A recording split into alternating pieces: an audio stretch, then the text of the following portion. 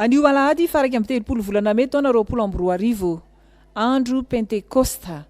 Alahady farany ihany koa amin'ity volana May ity ary mbola hipanjinantsika ilay lohevitra hoe Ankatoavy ny fitarihan'ny Fanahy Masina.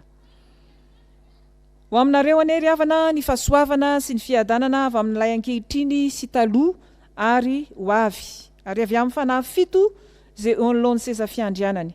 Ary avy amin'ny Jesosy Kristy vavolombelona marina salamatoa amin'ny maty ary lehibe ny mpanjaka ny tany. Amen. Andao isika ry havana hiaretsangana idera anome voninahitra ny tompo. Sokafantsika ny bokin'ny Apokalipsy toko 2 Apokalipsy toko 2 ny andinin'ny 17 sy ny 20 tapany farany. Apokalipsy toko 2 ny andinin'ny 17 sy ny 20 tapany farany. Raha tsika mamaky mafy zany amin'ny anaran'ny tompo manao hoe ny fanahy sy ny ampakarina manao hoe avia, ary ao ka izay mahare anao hoe avia, ary ao ka ho avy izay mangetaeta, ary izay mety aoka izy isotro mamem-pona amin'ny ranonaina. Eny, afainganao. Amen. Avia Jesosy tompo. Amen. Taontsika ny hira antema 420. Antema 420.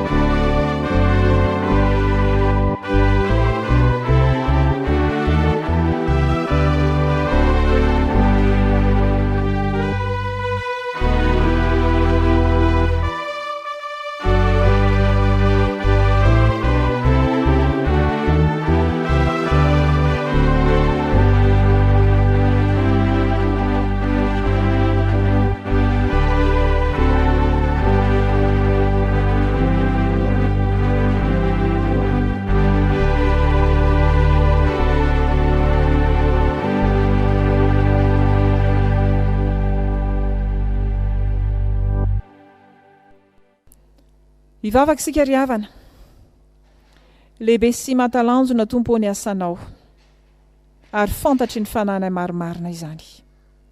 Ko miondrika amin'ny mpanajana eto anoloan'ny seza fiandrianany fahasoavanao zahay. Mitsaoka anao zahay.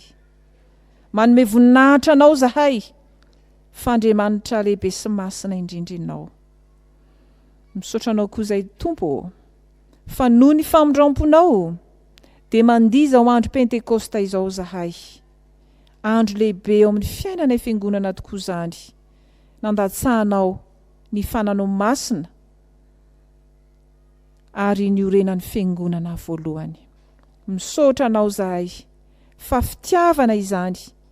Ary raha manatanteraka izao fanompoana masina izao zahay, irinay ny fitarihan'ny Fanahy Masina, ny fahafenony ny Fanahy Masina, ka ho hainay tokoa ny mankalaza anao, ho hainay ny manome voninahitra anao.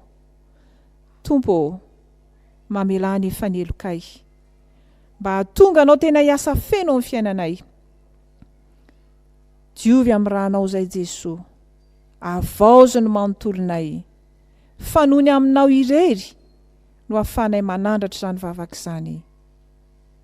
Amen. Petraka ny fiangonana.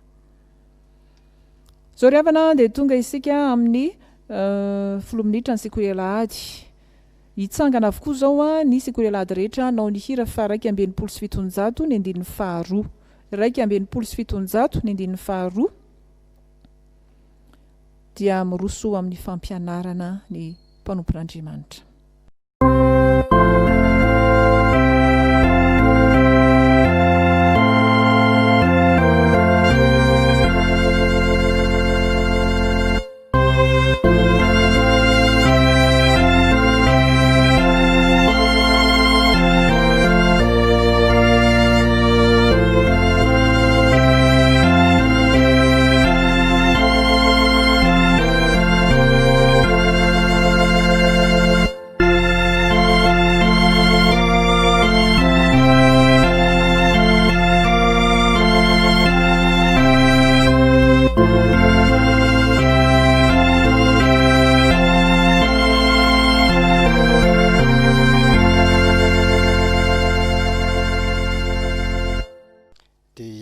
Ivavaka sika. Jesosy manalo mbola misaotra anao zahay amin'ity ora izay nomenao, dia ny 10 minitra izay fotoana ho an'ny tanora sy ny ankizy ao anatin'ny sampana sekoly alahady. Mangataka izay tompo ny fanatrihanao ary ny fanamasinao an-tranonao ka ameno anay sy taridalana anay, hanolo-tsaina anay ka mba ho tena sitraponao tompo no tanteraka eto, ka hombanao ny mpanomponao izay hitondra an'izany fampianarana izany ary izahay izay andray ny fampianarana ihany koa. Dia amin'ny taonay izany vavaka izany amin'ny anaranao Jesosy Kristy tomponay. Misaotra tompo. Amen. Dia ny andraisantsika fampianarana amin'ity androandroany ity dia izay hitantsika ao amin'ny Matthieu 7:1-2. Matthieu 7:1-2. Ary rehefa hitantsika dia andeha raha antsika rehetra mamaky mafy manao hoe amin'ny anaran'ny tompo, mibebay ianareo fa efa akaiky ny fanjakan'ny lanitra. Amen. Andeha aka tantara anankiray itsika akana lesona. I balita dia isan'ireo lehibe nandehanjiolahy mpitana fitaovam-piadiana mahery vaika amin'ny famonoana olona, fangalarana ary fanendahana. Efa maro ireo olona mitondra faisana sendra azy ireo noho izany asa ratsiny izany. Anisany nitoko fatratra tamin'ny hodiny tokoa izy, ary mihevitra izany ho Andriamanitra mpiaro azy mihitsy aza. Indray andro anefa tojo ny tsinam-poziny izy ireo. Fa teo ampanaovana ny asa ratsiny iny mihitsy no ny fanehitra tamin'ny mpitandro ny filaminana. Nisy ny fampitifirana, ka lavo ny balan'ny mpitandro ny filaminana avokoa ireo namany, ary izy kosa voan'ny bala teo akaikin'ny masony sy ny akaikin'ny fony. Nentina aingana teny amin'ny hôpitaly izy noho ireo ratra nahazo azy ireo, ary nentin'ireo mpisabo avy hatrany koa any amin'ny efitrano fandidiana. Avitra soma tsara ny ainy, saingy tsy afaka hitantsony kosa ny masony avy.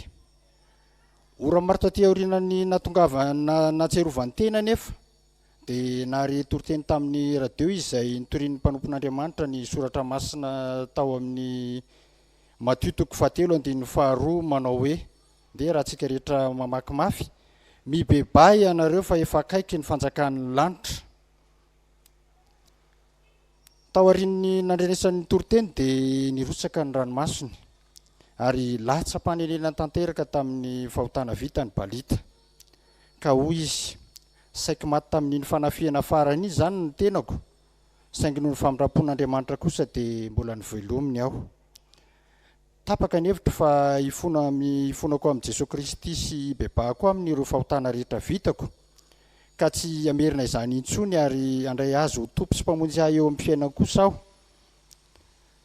Fantatro fa tsy maintsy andray ny sazy mifanaraka amin'ireo ratsy vitako aho rehefa hivoaka ny hôpitaly saingy matsiaro manana fifaliana sy fiadanam-po kosa rehefa nandray an'i Jesosy.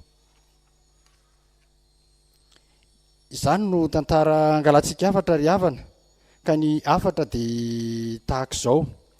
Efa miaina amin'ny andro farany tokoa isika na ny fiandrasana fiavian'i Jesosy Kristy indray eny amin'ny rahon'ny lanitra satria isaka efa miseho avokoa ireo voarakitra ao anatin'ny baiboly toy ny fisian'ny mpaminany sandoka, ny fisian'ny valanaretina mandripaka ain'olona maro any ivelany toy ny coronavirus ary efa tonga eto amintsika izany izay isaorana ny tompo fa roa no hany maty eto amintsika fa tsy toy ny any ivelany. Maro ireo zavatra eritreretintsika, tenenitsika, ataontsika ny mampalahelo an'Andriamanitra ka tsoina hoe fahotana toy ny lainga, fitaka, fitenenan-dratsy, famonoan'olona sy ny sisa ny mbola mamatotra antsika ka tokony ialana. Maniry anana fiainana sy fiadanam-po tahaka ny balita ihany koa ary ve isika rehetra? Andeha ary bebahantsika ireny ka ialantsika ary andray an'i Jesosy Kristy tompo sy mpamonjy amin'ny fiainantsika isika ka velao ny Fanahy Masina mihitsy ny asa ao anatintsika hanao izay antanteraka antsika araka ny sitrapony. Fa hoy ny soratra masina manao hoe mibebay ianareo fa efa akaiky ny fanjakan'ny lanitra. Matio 4:1-2 andeha hoe raha antsika rehetra mamaky miaraka mafy. Mibebay ianareo fa efa akaiky ny fanjakan'ny lanitra. Aiza no hitantsika an'izay? Ao amin'ny Matio 4:1-2. Amen. Dia ho an'Andriamanitra irery ihany ny voninahitra. Amen. Anatanteraka ny hira firana fanampy ny faharoa amby efapolo sika ry havana. Firana fanampy ny faharoa amby efapolo ny andininy fahatelo melohan'ny vavaka sy ny famakiana soratra masina.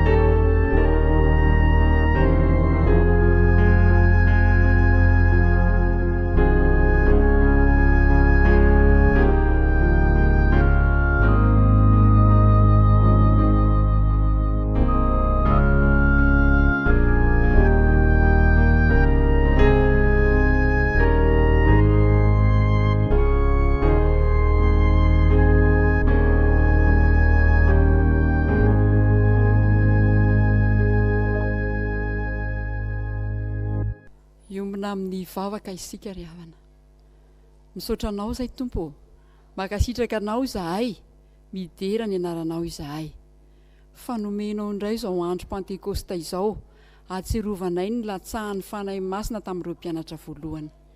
Misaotranao izay no izany hery ny Fanahy Masina izany, izay angatahanay aminao mba hiasa ankehitriny ao anatin'ny mpanomponao izay hitondra ny teninao, ka teny mazava, teny ho tonga tsara anatin'ny sofin'ny mpiaino rehetra ny teninao tompo malala. Dia tendreo ny mpanomponao tsirairay avy izay hamaky izany teny izany. Ao koa ny mpanomponao izay hitondra ny hafatra, ianao Andriamanitra no anamarina ny teninao, fa ametraka ny teny eo am-bavany ianao, ary tsisy voasoratra, tsisy voateny afa-tsy izay sitraka horery any Andriamanitra, ka hitondra ny mpiaino rehetra ao anatin'ny faharesen-dahatra, hitondra ny mpiaino amin'ny fahamarinanao Jesosy Kristy, ary efa hiaina sahady ilay fanjakan'Andriamanitra ety an-tany ho takana any an-danitra izay rehetra miaino anao. Ataonay amin'ny anaran'i Jesosy Kristy izany vaka izany, misaotra Tompo. Amen.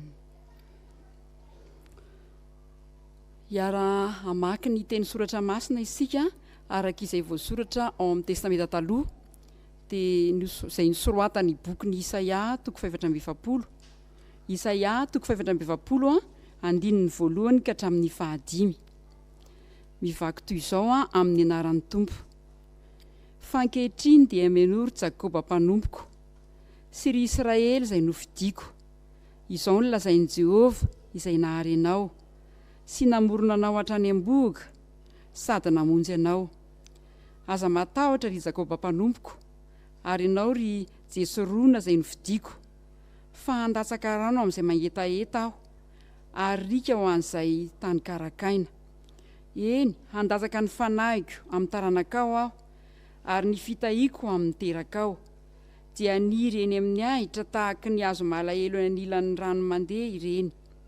Ny anankiray laza hoe an Jehova aho, ary ny anankiray koa ankalaza ny anarana hoe Jakoba, ary ny anankiray koa indray anoratra amin'ny tanana hoe an Jehova, ary ny anarana hoe Israely dia ho tononona amin'ny mpanajana. Amen. Filazantsara araka ny Jaona toko 7, raisina amin'ny 1 ka hatramin'ny 9. Filazantsara araka ny Jaona toko 7, 1 ka hatramin'ny 9. Ovakitsika rehetra rehefa hita. Resaky Jesoa tamin'ny Nikodemosy, ary nisy fariseo anankiray atao hoe Nikodemosy, mpanapaka tamin'ny Jiosy. Izy nakao amin'ny Jesosy noho ny alina, ka nanao taminy hoe Rabeo, fantatray fa mpampianatra avy amin'Andriamanitra ianao, fa tsy misy olona mahay manao izao famantarana ataonao izao raha tsy Andriamanitra no momba azy. Jesosy namaly ka nanao taminy hoe lazaiko aminao marina dia marina tokoa, raha tsy ateraka indray ny olona dia tsy mahazo mahita ny fanjakan'Andriamanitra. Hoy ny Nikodemosy taminy. Ataon'ny olona ahoana no ateraka rehefa lehibe, mo mbola mahazo miditra ny ankibon'ny reniny iray va izy ka ateraka? Jesosy namaly hoe lazaiko aminao marina dia marina tokoa, raha misy olona tsy ateraky ny rano sy ny fanahy dia tsy mahazo miditra amin'ny fanjakan'Andriamanitra izy. Izay ateraky nofo dia nofo, ary izay ateraky ny fanahy dia fanahy. Aza gaga noho nilazako taminao hoe tsy maintsy ateraky indray ianareo. Ny rivotra mitsoka amin'izay tiny, ary ianareo ny feony, nefa tsy hitanareo izay aviny na izay alehany. Dia tahaka izany izay rehetra ateraky ny fanahy. Amen. Asan'ny apôstôly toko 4. Asan'ny apôstôly toko 4, ny 15 ka hatramin'ny 12. Rehefa hitantsika rehetra dia vakina amin'ny anaran'i Jesosy. Ary Petera feno ny Fanahy Masina dia nanao taminy hoe ry mpanapaka ny vahoaka sy ny loholona, raha adininy izay anio ny amin'ny asa tsara natao tamin'ny nasitranana ilay lehilahy malemy, dia aoka ho fantatrareo rehetra sy ny olon'ny Israely rehetra fa ny anaran'i Jesosy Kristy avy any Nazareta, izay nomboanareo tamin'ny hazo fijaliana, fa natsangana tamin'ny maty kosa, dia izy no hitsangany an'io lehilahy finaritra eto masonareo. Izy ity no vato izay nolavinareo mpanao trano, nefa tonga fehizoro, ary tsy misy famonjena amin'ny hafa, tsy misy anarana hafa mba amin'ny lanitra nomenany olona izay azahoantsika famonjena. Amen. Ray masonao manamasinana amin'ny fahamarinana, fa ny teninao ny fahamarinana. Amen. Andaosika ry havana hiara-hitsangana izao ka nira fa 7:70 no tanterahantsika mialohan'ny toriteny. 7:70 ny 1 sy ny 3.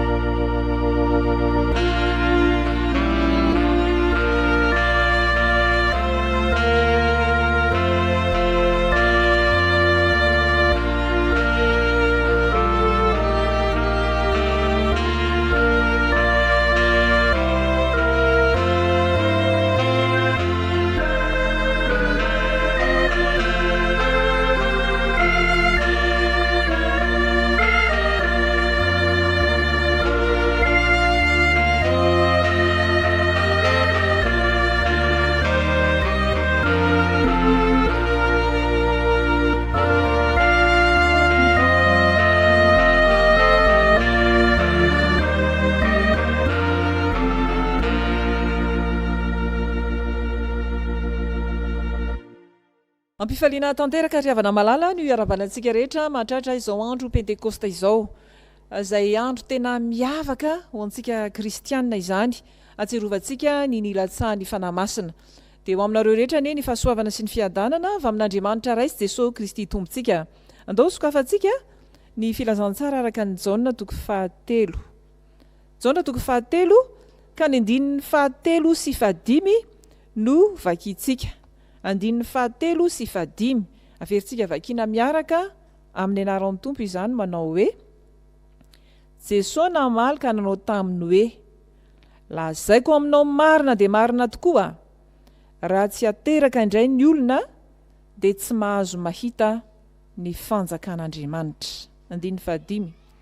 Jesosy namaly hoe: lazaiko aminao marina dia marina tokoa, raha misy olona tsy ateraky ny rano sy ny fanahy dia tsy mahazo miditra amin'ny fanjakan'Andriamanitra izy. Izany teny izany ry havana dia valo teny nataon'i Jesosy Kristy tamin'ny Nikodemosy. Nikodemosy ilay lehilahy anankiray nanatona an'i Jesosy Kristy tamin'ny alina. Izay mahatsapa fa misy tiampy na misy tsy feny teo amin'ny fiainany, teo amin'ny fahalalany, ary ny aiky mihitsy izy fa io Jesosy Kristy io ilay mpampianatra avy amin'Andriamanitra, mahay manao famantarana maro tena avy amin'Andriamanitra, ary vokatra izany fahatsapany hoe misy zavatra tsy ananany nefa ao amin'i Jesosy Kristy izany, misy zavatra tsy fantany nefa ao amin'i Jesosy Kristy izany no antony nanatonany an Jesosy Kristy. Dia valo teny tao anatin'izay no nataon'ny Tompo manao hoe: raha tsy ateraka indray ny olona dia tsy mahazo mahita ny fanjakan'Andriamanitra. Fa iza moa ry havana ity Nikodemosy ity? Nikodemosy araka izao filazantsara araka ny Jaona toko 7 izao dia fariseo izy, mpanapaka tamin'ny jiosy izy, izany hoe isan'ireo komity mpitarika tao amin'ny fivavahana jiosy, atao hoe sinedriona izy. Manana fahefana izy zany amin'ny raha ara-pivavahana, mpitarika izy ary mpampianatra lalàna. Olona marina koa izy matotra izy, nanaja an'Andriamanitra fatratra izy ary nevitena ho marina. Kanefa arak'izay voalaza tetsy aloha dia io Nikodemosy io no mahatsapa hoe hafa mihitsy Jesosy, hafa mihitsy ny fampianarany, dia nanatona azy izy tamin'ny alina. Eto izany ry havana dia mazava ny tenin'i Jesosy fa raha tsy ateraka indray ny olona dia tsy mahazo mahita ny fanjakan'Andriamanitra. Toa miteny izany hoe ity Nikodemosy ity anie dia mbola tsy mahita an'izany fanjakan'Andriamanitra izany, mbola tsy tonga tao anatin'izany fanjakan'Andriamanitra izany, ary izay ny tsy hafantarany ary tsy halalany tsy hiainany izay tao amin'i Jesosy Kristy sy ny heriny. Ry havana malala andao aloha ary jerentsika hoe inona ary izany ny hevi-diso hoe hevi-diso ataon'ny olona izay heverany fa efa amin'ny fanjakan'Andriamanitra izy, na hoe efa manana fiainana mandrakizay izy, na hoe efa voavonjy izy. Ny hevi-diso dia izao hoe ny olona miankina amin'ny fitondrantena tsara ananany. Mieritreritra an'izany izy rehefa olo-marina izy rehefa tahaka Nikodemosy dia mieritreritra izy hoe tsy mandainga amin'ny fiarahamonina, mieritreritra izy hoe mahamioditra amin'ny fiarahamonina, dia izay no heveriny fa andovany ny fiainana mandrakizay. Ao anatin'izany koa mety fanaovana asa soa samihafa, dia miezaka tokoa izy. Ary amin'izao vanim-potoana izao moa dia efa entanitsika rehetra hoe mba manaova asa soa mba mifanampy satria maro ny mila vonjy. Dia mieritreritra ny olona rehefa manao an'izany tokoa izy dia ho tafiditra ao amin'ny fanjakan'Andriamanitra. Ny olona koa mety mieritreritra hoe araka ny toerana ananany eo amin'ny ara-pivavahana koa ohatra hoe mpitarika izy, mpitandrina izy ohatra, na dekona, na loholona, na katekista, mpiandry, na bransampana samihafa, dia mieritreritra avy hatrany izy hoe izay no ahitany sy andovan'ny fiainana mandrakizay na ny fanjakan'Andriamanitra. Mieritreritra koa ny olona hevi-diso hafa ny hoe mahay soratra masina izy, fa i Nikodemosy dia hitantsika tao anatin'izany fa tena mpanapaka izany, mpampianatra, mahay lalàna, ny didy folo, ny soratra masina, hainy izany. Fa tsy izany no andovan'ny olona ny fiainana mandrakizay na ahitany fanjakan'Andriamanitra. Be dia be ry havana ny hevi-diso na hoe koa ny fanarahan-dalàna manaraka lalàna tsotra izao, lalàna ara-pivavahana, dia eritreretiny hoe rehefa mahavita ny dingadingana rehetrarehetra izay ilainao anatin'ny fivavahanao izy dia voavonjy izy izay. Na koa mieritreritra ny olona hoe rehefa taranaky ny mpivavaka, taranaky Abrahama ozy izy ny reto jiosy moa, fa hoe taranaka paster zahay, taranaky martior zahay, dia avy hatrany dia hoe mandova fiainana mandrakizay na mandray ny fanjakan'Andriamanitra. Tsy ry havana. Ary izany no itenenan'ny tompo mazava sady entitra ny fanambarana eto hoe lazaiko aminao marina dia marina tokoa, raha tsy ateraka indray ny olona dia tsy mahazo mahita ny fanjakan'Andriamanitra. Entitra izany tenin' Jesosy Kristy izany. Ary raha milaza izy hoe lazaiko aminao marina dia marina tokoa, tena manitrikitrika mihitsy izy. Fa io teny izay lazainy io dia tsy azo ialana, tsy azo hidivirana. Ery ambany moa izany dia ny mindiny fafito dia izy hoe tsy maintsy ateraka indray ianareo, ary izay tsy maintsy izay dia hoe tsy azo ialantsika izany, fa fahamarinana lehibe izay ambaran'ny tenin'Andriamanitra amintsika izany ry havana. Tsy maintsy ateraka indray, ary raha tsy ateraka indray dia tsy mahazo mahita ny fanjakan'Andriamanitra. Fa inona moa ry havana izany hoe ateraka indray izany? Ny ateraka indray voalohany aloha dia manambara ilay fahateraham-baovao, fahateraham-baovao, ilay tsy nateraky ny nofo,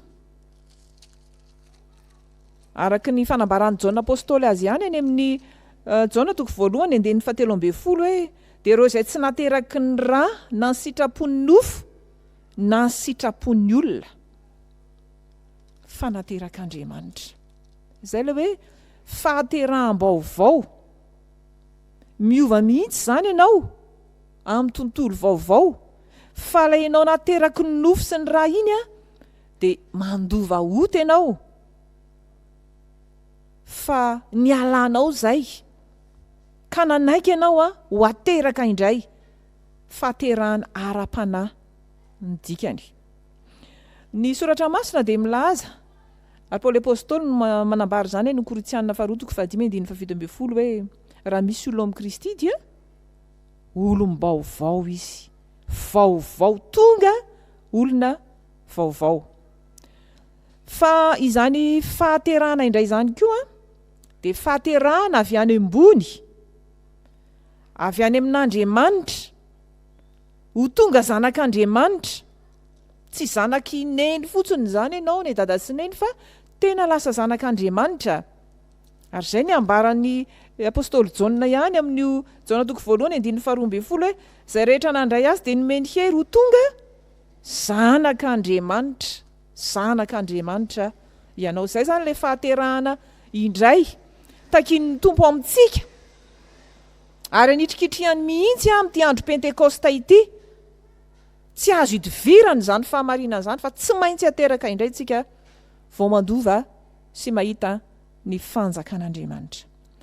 Dia ahoana ry havana izany hoe ateraka indray izany?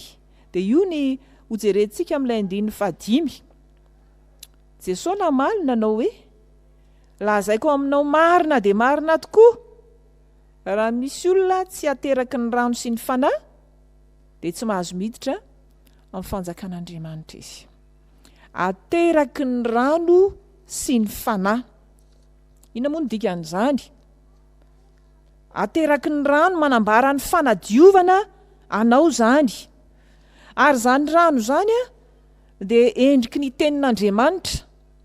Ny tenin'Andriamanitra no manadio, tahaka ny rano manadio. Araka ny voalazany any amin'ny voalazan'ny Petera, any amin'ny Petera voalohany any, toko voalohany ny 7:20. Hoy ny soratra masina manao hoe fa efa teraka indray ianareo, tsy tamin'ny voa mety ho loha, fa tamin'ny tsy mety ho loha, dia ny tenin'Andriamanitra izay velona sady maharitra. Petera no nolaza an'izany ry havana. Fa ny tenin'Andriamanitra zany no nampiteraka atsika. Io no nanadio atsika. Io dia tahaka ny tandindon'ilay rano manadio ny fiainantsika tsirairay avy. Ary Jesosy Kristy koa zany rehefa nilaza tamin'ny mpianatra ny amin'ny firaisany aminy ao amin'ny Jaona 5:20 ny 7 dia izy hoe efa madio rahateo ianareo noho ny teniko izay nolazaiko taminareo. Zany hoe io tenin'Andriamanitra io no manadio. Io ny tahaka ny rano manadio ny olona. Ary avy amin'izany no ahatonga ny fahaterahana indray. Ka io tenin'Andriamanitra io omban'ny Fanahy Masina. Iasan'ny Fanahy Masina no mahatonga ny fahateraham-baovao eo amin'ny olona tsirairay avy. Io tenin'Andriamanitra io rehefa raisin'ny olona mantsy dia manadio ny fisainany io, manitsy ny fisainany io, ny toe-pony io, ka ahatonga azy ino sy andray ny asan'Andriamanitra atao amin'i Jesosy Kristy dia ho tonga any amin'ny fiankenan'ny fahotana, any amin'ny fibebahana, dia madio izy. Ary ny Fanahy Masina no mahatanteraka izany tenin'Andriamanitra izany eo aminy ka mahatonga azy hiavao, tonga amin'ny fanavaozana amin'ilay fahateraham-baovao. Ry havana malala ao amin'ny Tompo, tsy lalana vaovao fa fo vaovao, herim-panahy vaovao, anova ny toetra ao anaty. Zany no ataon'Andriamanitra ao anatin'ny fahateraham-baovao. Ary asan'Andriamanitra samy rery zany ry havana. Fa tsy ezaky ny olona hoe zany dia ezaka anao an'izao na ezaka anao an'izao fa asan'Andriamanitra samy irery zany amin'ny alalan'ny teniny izay alefany amintsika sy ny fanahiny. Fa isika ange tsy afaka hitera-teny zany fa ho ilay teny eto raha tsy ateraka indray ka iza no miteraka atsika? Andriamanitra amin'ny alalan'ny teniny sy ny fanahiny. Tsy maintsy misy hery ivelan'ny tenantsika zany vao afaka teraka isika, ka ny herin'ny Fanahy Masina zany no mampiteraka atsika olona vaovao. Mety eza ry havana ateraka indray ianao amin'ity andro Pentekosta ity, dia ekeo ny asan'ny Fanahy Masina, inoy ny tenin'Andriamanitra sy ny asany izay tanterahany tao amin'i Jesosy Kristy. Fa io fahateraham-baovao io niteboka tsy maintsy ainganao, tsy maintsy lalovanao io ho amin'ny fiavaozanao ara-panahy. Tsy afaka hiavao mihitsy ianao amin'ny fiainana na ahoana raha tsy nandalo tamin'ny fahateraham-baovao. Io no hitombonao sy androsoanao amin'ny fiainana kristianina ary andovanao ny fanjakan'Andriamanitra. Ry havana malala ao amin'ny Tompo, zava-dehibe tokoa ity tenin'i Jesosy Kristy ity. Ary matoa Jesosy Kristy miteny an'izany dia tena ao am-pony mihitsy ho an'ny olona rehetra, na izy na iza no tonga amin'izany fanjakan'Andriamanitra izany. Fa tsy azakazaka foana, fa mba hanana tanjony ianao dia ho tonga amin'ny fanjakan'Andriamanitra andova fiainana mandrakizay. Velarin'ny Tompo aminao ny fahamarinana, velariny aminao zany, ary ianao no misafidy. Fa raha miteny izany ny Tompo eto dia tena maneho ny fahamarinana izy, mampitandrina anao izy, ary mametraka safidy mazava eo an'lohanao izy mba hahatonga anao andova zany fiainana mandrakizay zany. Asan'ny fanahy masina ao anatinao zany, ary meteza ianao hiasany zany fanahy masina zany, ankatoa ny fitarihan'ny fanahy masina fa ny hahatonga anao olona vaovao ao aminy no kendreny amin'ny fiainanao rehetra, ny andovanao ny fiainana mandrakizay. Raha toa moa ianao efa nandalo zany dingana izany, dia ao ianao no miavao, afaka manatanteraka ny sitrapon'Andriamanitra ianao, tonga amin'ny fanjakan'Andriamanitra ianao. Ary rehefa tonga amin'ny fanjakan'Andriamanitra ianao dia ny fahefan'Andriamanitra no miasa ao, Andriamanitra no manjaka ao ny sitrapony no tanterahanao, ary izay ianao vao afaka manao ny sitrapony. Fa ny olona anie matetika riavana mbola tsy tonga ao anatin'izany akory izy, dia miezaka izy anao ny sitrapon'Andriamanitra, tsy mahavita an'izany amin'ny herin'ny tenany izy. Fa ianao kosa efa nomena ny fanahy masina, raiso zany fanahy masina zany, ekeo ny tenin'Andriamanitra. Fa raha tsy ateraka indray ny olona hoy izy, dia tsy mahazo mahita ny fanjakan'Andriamanitra. Anavao anao anie, ananao safidy mazava anie izany tenin'ny Tompo izany. Amen.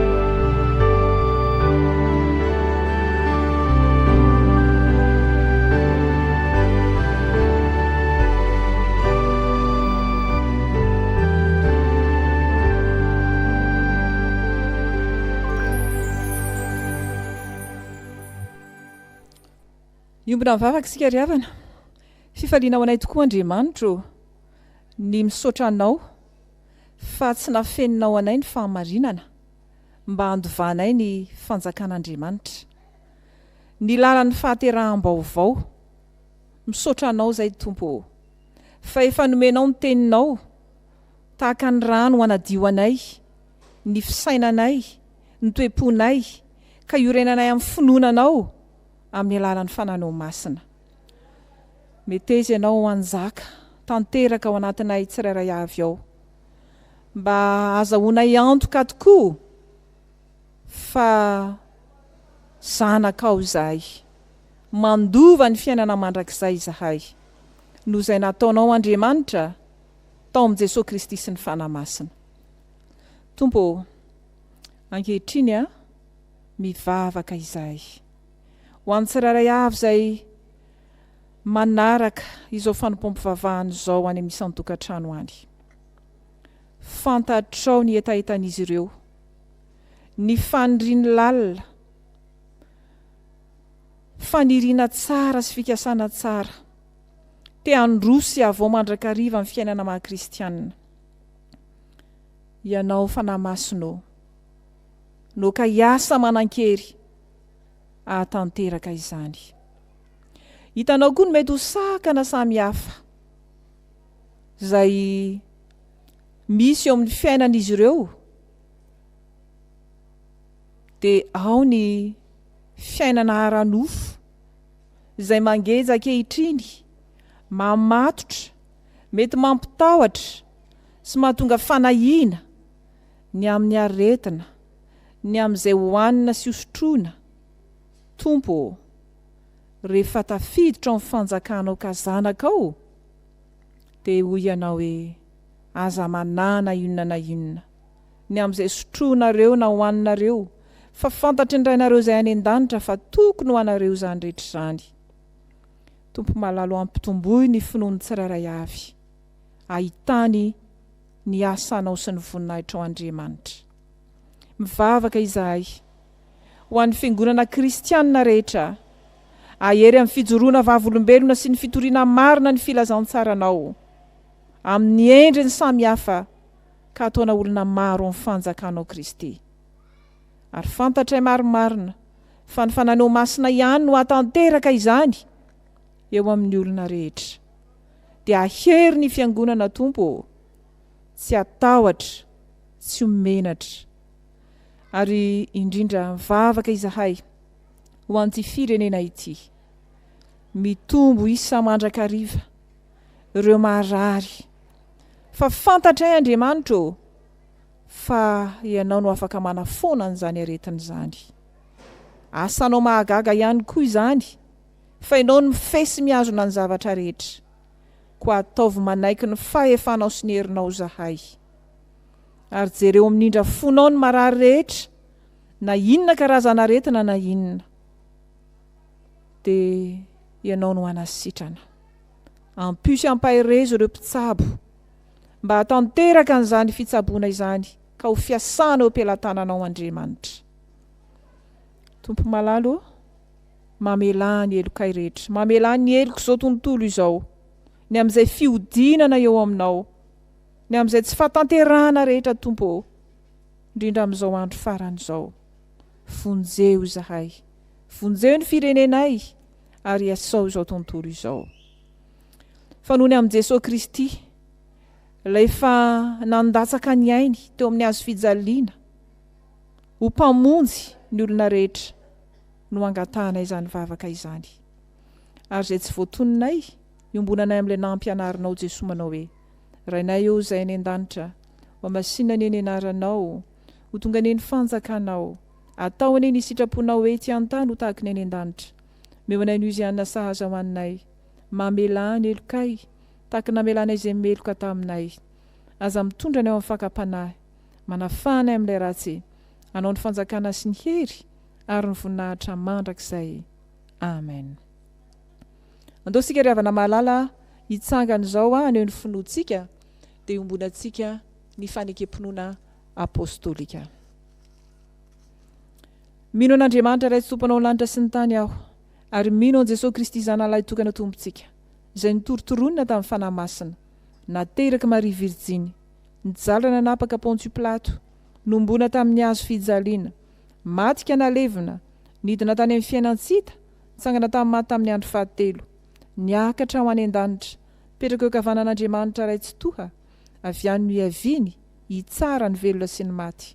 Mino ny Fanahy Masina aho, ny fiangonana masina manera an'izao tontolo izao, ny fiombonan'ny olona masina, ny famelan-keloka, ny fitsanganan'ny tena maty, ary ny fiainana mandrakizay.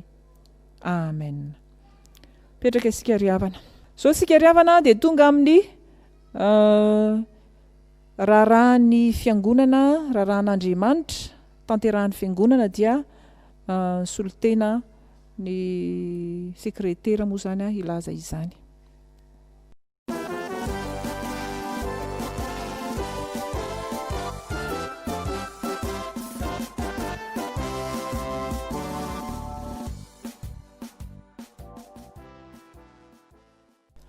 Ao anatin'ny fanarana ny raharan'Andriamanitra isika zao ry havana. Hoy ny ten'Andriamanitra amintsika: ny rivotra mitsoka amin'izay tiany, ary ianao ny feony, nefa tsy fantatra izay aviany na izay alehany. Dia tahaka izany izay rehetra ateraky ny fanahy. Izany ten'Andriamanitra androany filazany tsara ny soratan'ny Jaona 3:7-5 zany arabanantsika rehetra mpianaka amin'ny finoana tratra'izao alahady Pentekosta taona 2022 zao izay fahatsiarovantsika ny nilatsahan'ny Fanahy Masina. Dia miarabantsika rehetra isa-tokantrano isam-baravarana natratra izany andro lehibe izany. Isorantsika n'Andriamanitra ny fiatrehantsika ny herinandro Fanahy Masina ny herinandro lasa teo. Dia entanina ihany koa isika fiangonana sy ny zanaky ny fiangonana Fjkm Ambohijafy Fanantenana izay mijery zao fandarana zao fa ny alahady izao fitojoana no antanterantsika ny voka-dehibe ny fiangonana iarana amin'ny zanakam-pilezana. Misy ny fakana ny numéro aty amin'ny fiangonana ny zoma tolakandro sy ny asabotsy tontolo, ary ohatsika fiangonana zanakam-pilezana lavitra dia afaka miantso ihany koa ny numéro ny tony an'ny fiangonana 034 15 180 87 mba ahafahana miatrika izany fotoam-bavaka izany. Dia entanina isika mba ho avy satria misy fidirana inefatra ny fiangonana amin'io alahady fitojoana antanterantsika ny voka-dehibe io. Dia ampahirezantsika na any an-dafindrika any aza mba tsy aoram-bavaka ihany koa ny amin'izany voka-dehibe zany. Ny vola ho azy moa dia ny fanoizana sy ny fanampiana ny fampandehanan-draharahan'ny fiangonana Fjkm Ambohijafy Fanantenana zay misy atsika dia ampahirezina ny fiangonana, ampahirezina tsika rehetra manaraka zao fandarana zao mba ahery ivavaka tsy mitsahatra ho an'izao tontolo zao misy atsika, ho an'ny firenena malagasy zay misy atsika, mba iorenantsika mandrakariva amin'ny finoana ary ahery hatrantsika amin'izany fiaraha-mivavaka izany. Dia ho an'Andriamanitra ny voninahitra. Zao dia tonga amin'ny fanatanterahana ny rakitra isika ka ny hira fa 7 sy 900 no tanterahantsika. 7 sy 900 eo ampanaovantsika ny rakitra.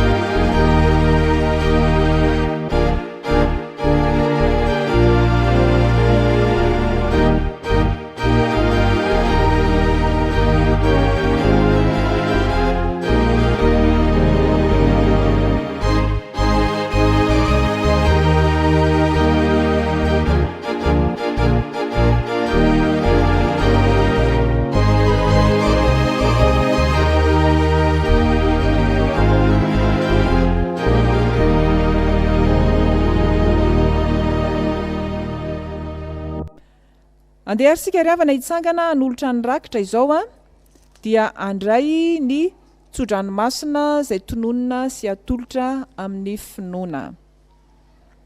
Vavaka isika. Tena faly ny fonay Andriamanitra amin'izao andro Pentekosta izao. Rehefa nomenao ny fanahy masina izay, fanomezam-panasa sarobidy indrindra izany, dia avozinay ny fanoloran-tena ho anao.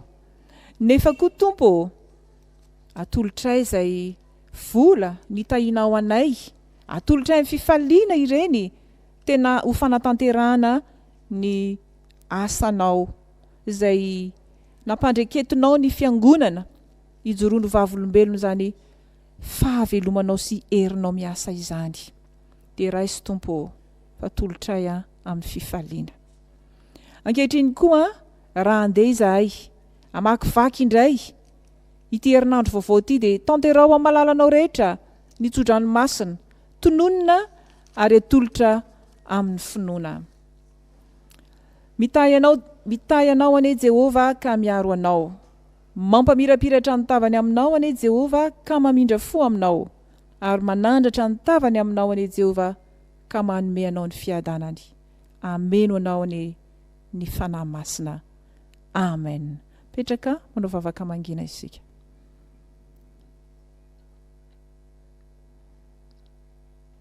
Fa ho an'Andriamanitra irery ny voninahitra amin'ny anaran'ny Ray sy ny Zanaka ary ny Fanahy Masina. Amen.